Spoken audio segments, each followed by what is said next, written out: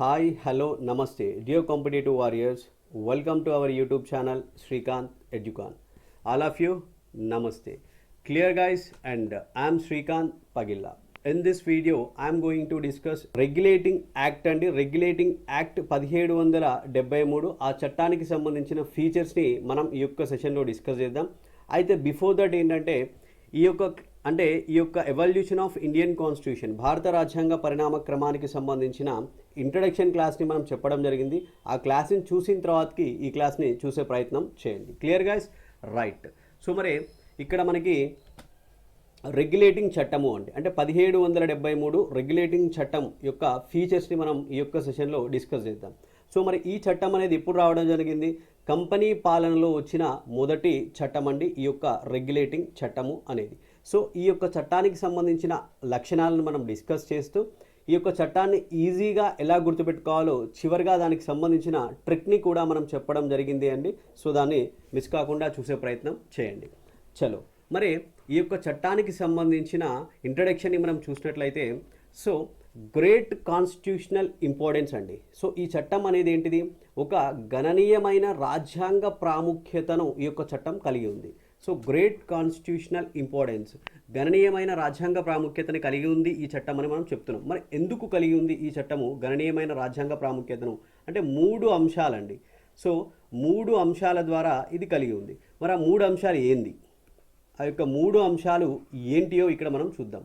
మరి ఆ 3 అంశాలు ఏంటియో మనం పరిశీలన చేసినట్లయితే కంట్రోల్ అండ్ రెగ్యులేట్ అండి. ఓకేనా? సో కంట్రోల్ అండ్ రెగ్యులేట్ అంటే నియంత్రణ మరియు క్రమబద్ధీకరణ అనేది ఒక అంశం. ఏంది మరి నియంత్రణ ఏంది, మరి క్రమబద్ధీకరణ ఏంది అని చూసినట్లయితే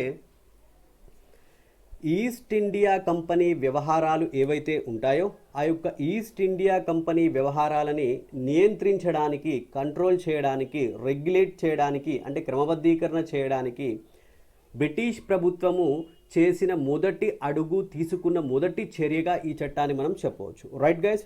సో అది ఒక అంశం. Next political and administrative functions అండి, రాజకీయ మరియు పరిపాలనాపరమైన విధులు. సో మరి ఏంటి ఇక్కడ ఈ పొలిటికల్ ఏంటి, అడ్మినిస్ట్రేటివ్ ఫంక్షన్స్ ఏంటి? సో రాజకీయ మరియు పరిపాలనాపరమైన విధులు ఏంటియో మనం చూసినట్లయితే ఫర్ ద ఫస్ట్ టైం అండి మొదటిసారిగా ఈస్ట్ ఇండియా కంపెనీకి సంబంధించి ఇదిగో ఇవి నీ రాజకీయపరమైన విధులు, ఇదిగో ఇవి నీ పరిపాలనాపరమైన విధులు అని చెప్పేసి ఈ యొక్క చట్టం గుర్తించింది, రికగ్నైజ్ చేసింది, ధృవీకరించింది. Clear guys? సో ఈ అంశాలను ఇక్కడ మనం గుర్తుపెట్టుకోవాలి. నెక్స్ట్ సెంట్రల్ అడ్మినిస్ట్రేషన్ అంటే కేంద్రీకృత పాలన అండి. ఓకేనా? సో కేంద్రీకృతమైన పాలన. సో సెంట్రల్ అడ్మినిస్ట్రేషన్ అంటే ఈ చట్టము laid the foundation for central administration అండి. కేంద్రీకృత పాలనకి ఈ చట్టము పునాదులు వేసింది. సో ఈ 3 అంశాలు ఏవైతే ఉన్నాయో, మనం చెప్పుకున్న ఈ 3 అంశాలు ఏవైతే ఉన్నాయో ఈ 3 అంశాల ద్వారా ఈ యొక్క చట్టం అనేది గ్రేట్ కాన్స్టిట్యూషనల్ ఇంపార్టెన్స్ని కలిగి ఉంది. Clear guys? Right. So control and regulate, political and administrative functions and central administrations. So ఈ 3 అంశాల ద్వారా ఈ యొక్క చట్టం అనేది ఒక గణనీయమైన రాజ్యాంగ ప్రాముఖ్యతని కలిగి ఉంది అని చెప్పేసి మనం అర్థం చేసుకోవాలి ఇక్కడ. క్లియర్? సో ఇది దీనికి సంబంధించిన ముచ్చట. మరి ఈ చట్టానికి సంబంధించిన ఫీచర్స్ని చూద్దాం, ఈ చట్టానికి సంబంధించిన లక్షణాలను చూద్దామండి. ఓకేనా? 1 by 1 డిస్కస్ చేద్దాం. The first one governor general of Bengal అండి. ఓకేనా? సో ఏంటి గవర్నర్ జనరల్ ఆఫ్ బెంగాల్? మరి ఇక్కడ గవర్నర్ జనరల్ ఆఫ్ బెంగాల్ అంటున్నాం. ఇంతకుముందు ఏముంటుండే? గవర్నర్ జనరల్ ఆఫ్ బెంగాల్ ఉంటుండేనా? లేదు. ఏముంటుండండి? గవర్నర్ ఆఫ్ బెంగాల్ ఉంటుండే. ఓకేనా? సో గవర్నర్ ఆఫ్ బెంగాల్ పోయి దాన్ని తీసేసి ఈ చట్టం ఏం తీసుకొచ్చింది? గవర్నర్ జనరల్ ఆఫ్ బెంగాల్ని పట్టుకొచ్చింది ఈ చట్టం. ఓకేనా? రైట్. సో మరి ఇది బాగానే ఉంది. గవర్నర్ జనరల్ ఆఫ్ బెంగాల్ మరి ఈ ఒక్క ఆయన ఏమైనా చేస్తాడా? లేదు. ఈయనకి సహాయం చేయడానికి, ఈ ఒక్క ఆయనకి ఏం చేయలేడు కాబట్టి ఈయనకి సహాయం చేయడానికి ఏం చేసింది? 4 సభ్యుల కార్యనిర్వాహక మండలిని ఏర్పాటు చేసిందండి ఈ చట్టము. ఎంతమంది? 4 మెంబర్స్. ఐ రిపీట్ 4 మెంబర్స్ అని గుర్తుపెట్టుకోండి ఈ 4 అనే సంఖ్యని. 4 సభ్యుల కార్యనిర్వాహక మండలిని ఈ చట్టము ఏర్పాటు చేసిందండి. ఓకేనా? రైట్. సో మొత్తానికి గవర్నర్ ఆఫ్ బెంగాల్ని గవర్నర్ జనరల్ ఆఫ్ బెంగాల్గా పేరు మార్చి ఆయనకి సహాయం చేయడానికి 4 సభ్యుల కార్యనిర్వాహక మండలిని ఈ చట్టం ఏర్పాటు చేసింది. మరి మొట్టమొదటి గవర్నర్ జనరల్ ఆఫ్ బెంగాల్ ఎవరు అంటే వారెన్ హేస్టింగ్స్ అండి. ఎవరైనా? Warren Hastings. ఓకేనా? సో వారెన్ హేస్టింగ్స్ అనేటాయన్ని మొట్టమొదటి గవర్నర్ జనరల్ ఆఫ్ బెంగాల్గా చేసింది ఈ యొక్క చట్టము, నియమించబడ్డాడండి ఆ యొక్క వ్యక్తి. ఇది గవర్నర్ జనరల్ ఆఫ్ బెంగాల్కి సంబంధించిన ముచ్చట. నెక్స్ట్ సబార్డినేట్ అండి, ఓకేనా. ఏంటి ఆధీనము, సబార్డినేట్. ఏంది మరి ఈ సబార్డినేట్? సో ఈ యొక్క సబార్డినేట్ అనే అంశాన్ని మనం ఇక్కడ చూస్తే మనకి అప్పుడు ప్రామినెంట్గా 3 ప్రెసిడెన్సీలు ఉండే. ఏంటి ఆ ప్రెసిడెన్సీసు? బెంగాల్ ప్రెసిడెన్సీ ఉంటుండే, బాంబే ప్రెసిడెన్సీ ఉంటుండే, నెక్స్ట్ మద్రాస్ ప్రెసిడెన్సీ. ఈ 3 ప్రెసిడెన్సీలు ఉంటుండండి. అయితే ఈ యొక్క 2 ప్రెసిడెన్సీలు అంటే Bombay presidency and Madras presidency, ఈ 2 ప్రెసిడెన్సీలను ఏం చేసింది అంటే బెంగాల్ గవర్నర్ జనరల్ యొక్క ఆధీనంలోనికి తీసుకొచ్చింది చట్టం అండి, ఓకేనా. ఎవరి ఆధీనంలోనికి? బెంగాల్ గవర్నర్ జనరల్ ఆధీనంలోనికి ఈ యొక్క 2 ప్రెసిడెన్సీలని ఈ యొక్క చట్టం పట్టుకొచ్చింది. రైటా? రైట్. సో దానివల్ల ఏమైంది? మనం ఇందాక మాట్లాడుకున్నామండి, సెంట్రల్ అడ్మినిస్ట్రేషన్, కేంద్రీకృత పాలనకి పునాదులు వేసినట్టు అయిందండి. ఎప్పుడైతే అంటే ఈ చట్టం రాకముందుకి ఈ యొక్క 3 ప్రెసిడెన్సీలు ఒకదానికొకటి ఇండిపెండెంట్గా ఉంటుండేనండి. అంటే దేనికది ఇండిపెండెంట్గా స్వతంత్రంగా ఉండేవి. ఈ చట్టం వచ్చిన తర్వాతకి బాంబే మరియు మద్రాస్ ప్రెసిడెన్సీలను బెంగాల్ గవర్నర్ జనరల్ యొక్క ఆధీనంలోనికి పట్టుకొచ్చింది ఈ యొక్క చట్టం. ఇది సబార్డినేట్కి సంబంధించిన ముచ్చట. Clear guys? రైట్. ఇది ఈ యొక్క చట్టానికి సంబంధించిన 2వ లక్షణము, 2వ ఫీచర్. అండ్ థర్డ్ ఫీచర్ వచ్చేసి సుప్రీం కోర్ట్ అండి. Right. What is the third feature? Supreme court. ఒక్కసారి మనం వీటిని రిమూవ్ చేద్దాం.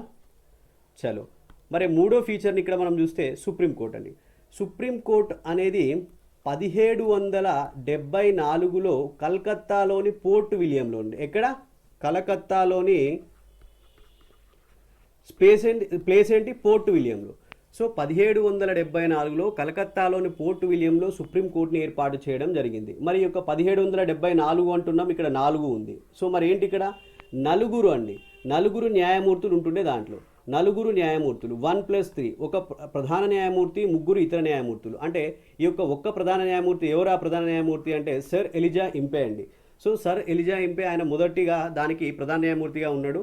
సో ఆ యొక్క సర్ ఎలిజా ఇంపే ప్రధాన న్యాయమూర్తిగా, 3 ఇతర న్యాయమూర్తులతోని, మొత్తం 4 న్యాయమూర్తులతోని ఆ యొక్క సుప్రీంకోర్టు అనేది 1774లో కలకత్తాలోని పోర్ట్ విలియంలో ఏర్పాటు చేయబడింది. మనం ఇందాక కూడా మాట్లాడుకున్నామండి, గవర్నర్ జనరల్ ఎగ్జిక్యూటివ్ కౌన్సిల్కి సహాయం చేయడానికి మొత్తం ఎంతమంది సభ్యులు ఉన్నారు అక్కడ? ఆ యొక్క కౌన్సిల్లో 4 సభ్యులు, ఇక్కడ కూడా 4 న్యాయమూర్తులు. అట్లా మనం గుర్తుపెట్టుకోవాలి, ఓకేనా. ఇది సుప్రీంకోర్టుకి సంబంధించి. నెక్స్ట్ ప్రొహిబిటెడ్ అండి, ఓకేనా. నెక్స్ట్ ఏంటి? ప్రొహిబిటెడ్ అంటే నిషేధించింది. మరి వేటిని నిషేధించింది?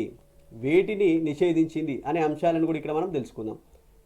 చలో, వేటిని నిషేధించింది అంటే, సో ఎవరైతే ఈస్ట్ ఇండియా కంపెనీ సర్వెంట్స్ అండి, అంటే ఉద్యోగులు, ఈస్ట్ ఇండియా కంపెనీ ఉద్యోగులు ఎవరైతే ఉంటారో ఈ యొక్క ఈస్ట్ ఇండియా కంపెనీ ఉద్యోగులు ప్రైవేటు ట్రేడ్ అంటే ప్రైవేటు వ్యాపారం చేసుకోవడాన్ని నిషేధించింది.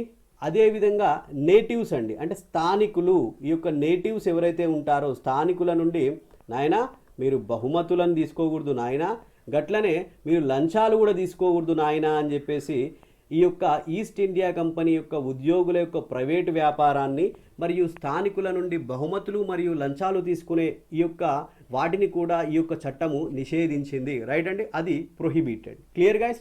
రైట్. చలో, ఇది ప్రొహిబిటెడ్కి సంబంధించి. నెక్స్ట్ ఏంటి అంటే సిఎంఆర్ ఎఫ్ఐఆర్స్ అండి, ఓకేనా. What is that? CMR FIRs. మరి సిఎంఆర్ ఎఫ్ఐఆర్స్ అంటే ఏంటి? మరి సి ఫర్ సివిల్ అండి, సి అంటే ఏంటి? Civil. Next M for, C అంటే civil, M for and military, and R for revenue. Civil, military, revenue వ్యవహారాలు. ఏంది సివిల్, మిలిటరీ, రెవెన్యూ వ్యవహారాలు ఏంటిది అని మనం ఇక్కడ చూసినట్లయితే, సో ఈస్ట్ ఇండియా కంపెనీ యొక్క సివిల్, మిలిటరీ, రెవెన్యూ వ్యవహారాలని అవసరమైనప్పుడల్లా బ్రిటిష్ ప్రభుత్వానికి నివేదించాలి అని చెప్పేసి కోర్ట్ ఆఫ్ డైరెక్టర్స్ని ఆదేశించిందండి. కోర్ట్ ఆఫ్ డైరెక్టర్స్ని కోరింది ఈ యొక్క చట్టము. సో కోర్ట్ ఆఫ్ డైరెక్టర్స్ ఎవరు అంటే ఇది కంపెనీ యొక్క అడ్మినిస్ట్రేటివ్ బాడీ అండి, ఓకేనా. కోర్ట్ ఆఫ్ డైరెక్టర్స్ అనేది కంపెనీ యొక్క అడ్మినిస్ట్రేటివ్ బాడీ, ఒక పరిపాలనకి సంబంధించిన మండలి ఈ యొక్క కోర్ట్ ఆఫ్ డైరెక్టర్స్ అనేది. Clear guys? సో ఇది ఈ విధంగా సివిల్, మిలిటరీ, రెవెన్యూ వ్యవహారాలకు సంబంధించి బ్రిటిష్ ప్రభుత్వానికి అవసరమైనప్పుడు నివేదించడం వల్ల ఏం జరిగింది అంటే ఈ యొక్క బ్రిటిష్ ప్రభుత్వం అనేది ఈ యొక్క ఈస్ట్ ఇండియా కంపెనీ పైన తన యొక్క నియంత్రణని బలోపేతం చేసిందండి. తన యొక్క నియంత్రణ ఏదైతే ఉంటుందో దానిని స్ట్రెంగ్తెన్ చేసింది, బలోపేతం చేసింది ఈ యొక్క చట్టము. Clear guys? సో ఇవి ఈ యొక్క చట్టానికి సంబంధించిన లక్షణాలండి, ఫీచర్స్. సో ఒకసారి మనం చూస్తే బెంగాల్ గవర్నర్ జనరల్, ఆయనకు సంబంధించిన అంశాలను చూసినాం. సబార్డినేట్, ఆధీనం. సో మరి ఏం ఆధీనంలో ఉన్నాయి అనే అంశాలను చూసినాం. సుప్రీంకోర్టుకి సంబంధించిన అంశాలను చూసినాం. నిషేధించరు, వేటిని నిషేధించరు, మరి యొక్క సిఎంఆర్ వ్యవహారాలు ఏంటి, ఈ యొక్క సిఎంఆర్ అఫైర్స్ ఏంటి అనే అంశాలను కూడా మనం చూసినాం. మరి ఈ యొక్క చట్టానికి సంబంధించిన ట్రిక్ని మనం పరిశీలన చేద్దామండి. ట్రిక్ ఏంటి ఇక్కడ? సో దట్ ఈజ్, ఇక్కడ మనకి ట్రిక్ డిస్ప్లే అవుతుంది. సో మీరు కూడా దాన్ని చదవచ్చు అండ్ నేను కూడా చదువుతున్నా. బెంగాల్ గవర్నర్ జనరల్ ఆధీనంలో గల విధుల వ్యవహారాలను సుప్రీంకోర్టు నిషేధించింది. సో ఈ యొక్క సెంటెన్స్కి ఫుల్ మీనింగ్ ఉందండి. సో మరి ఈ యొక్క సెంటెన్స్లో మనం చెప్పుకున్న అంశాలన్నీ ఈ యొక్క సెంటెన్స్లో ఇమిడి ఉన్నాయి. మరి అంశాలను చూద్దాం. ఫస్ట్ ఇక్కడ మనం చూస్తే బెంగాల్ గవర్నర్ జనరల్ అండి. ఓకేనా? Bengal governor general. So as we discussed before, మనం ఇంతకుముందు మాట్లాడుకున్నాం, బెంగాల్ అంటే గవర్నర్ ఆఫ్ బెంగాల్ ఏ విధంగా మారిందండి? గవర్నర్ జనరల్ ఆఫ్ బెంగాల్గా మార్చింది ఈ చట్టం. చలో, ఈ పాయింట్ కవర్ అయిపోయింది. This is the first point. And next ఆధీనం. ఏం ఆధీనంలో?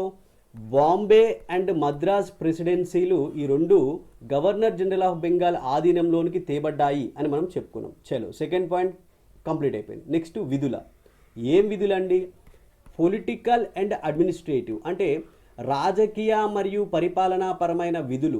అంటే ఈస్ట్ ఇండియా కంపెనీకి సంబంధించి ఇగో ఇవి నీ రాజకీయపరమైన విధులు, ఇగో ఈయన పరిపాలనాపరమైన విధులు అని రికగ్నైజ్ చేసింది, గుర్తించింది ఈ యొక్క చట్టం అండి. ఓకేనా? ఆ అంశాన్ని కూడా మనం చెప్పుకున్నాం. అంటే ఇది థర్డ్ పాయింట్గా మనం చూసుకుందాం. నెక్స్ట్ వ్యవహారాలు, ఫోర్త్ పాయింట్ అండి. సో వ్యవహారాలు, ఏం వ్యవహారాలు? Civil military revenue, CMR. ఈ యొక్క సివిల్ మిలిటరీ వ్యవహారాలు అనేవి ఎప్పటికప్పుడు అంటే బ్రిటిష్ ప్రభుత్వానికి నివేదించాలి అని చెప్పేసి కోర్ట్ ఆఫ్ డైరెక్టర్స్ని కోరింది అని చెప్పేసి మనం ఈ యొక్క చట్టం చెప్పింది అని మనం చెప్పుకున్నామండి. అంటే ఇది 4వ పాయింట్. And supreme court. సుప్రీంకోర్టు అనేది 1774లో ఏర్పాటు కాబడింది, ఈ యొక్క చట్టం ద్వారా ఏర్పాటు కాబడింది అని మనం ఇంతకుముందు చెప్పుకున్నాం. సో ఇది 5th పాయింట్గా మనం చెప్పుకోవచ్చు. అండ్ నెక్స్ట్ 6th వన్ అండి. 6th వన్ ఏంటి? నిషేధించింది. ఏం నిషేధించింది? ఈస్ట్ ఇండియా కంపెనీ ఉద్యోగులు ప్రైవేటు వ్యాపారం చేసుకోవడాన్ని నిషేధించింది. సో అదేవిధంగా స్థానికుల నుంచి బహుమతులు అండ్ లంచాలను తీసుకోవడాన్ని కూడా నిషేధించింది అని మనం చెప్పుకున్నాం. రైటా గైస్? సో మనం చెప్పుకున్న అంశాలన్నీ ఈ యొక్క సింగిల్ సెంటెన్స్లో మనం ఫ్రేమ్ చేయడం జరిగిందండి. ఈ యొక్క సింగిల్ సెంటెన్స్ కానీ మీరు గుర్తుపెట్టుకున్నట్లయితే ఆ యొక్క చట్టానికి సంబంధించిన అన్ని లక్షణాలు మనకి ఈజీగా అర్థం చేసుకోవచ్చు, ఈజీగా మనం వాటిని ఫైండ్ అవుట్ చేయవచ్చు. Right guys? సో ఇది ఈ యొక్క చట్టానికి సంబంధించిన ట్రిక్. ఐ హోప్ మీకు ఇది అర్థమైంది అనుకుంటున్నా. Right guys? ఇది ఎస్పెషల్లీ ఈ యొక్క చట్టానికి సంబంధించింది. అండ్ మనం రిమైనింగ్ క్లాసెస్లో ప్రతి ఒక్క చట్టానికి సంబంధించిన ఆ యొక్క ఫీచర్స్ని మనం డీటెయిల్గా డిస్కస్ చేద్దాం. అదేవిధంగా ప్రతి ఒక్క చట్టానికి సంబంధించిన ట్రిక్ని కూడా మనం డెఫినెట్గా చెప్దామండి. Clear guys? సో ఇది ఈ యొక్క చట్టానికి సంబంధించిన అంశాలు. And thanks for watching and see you on next video.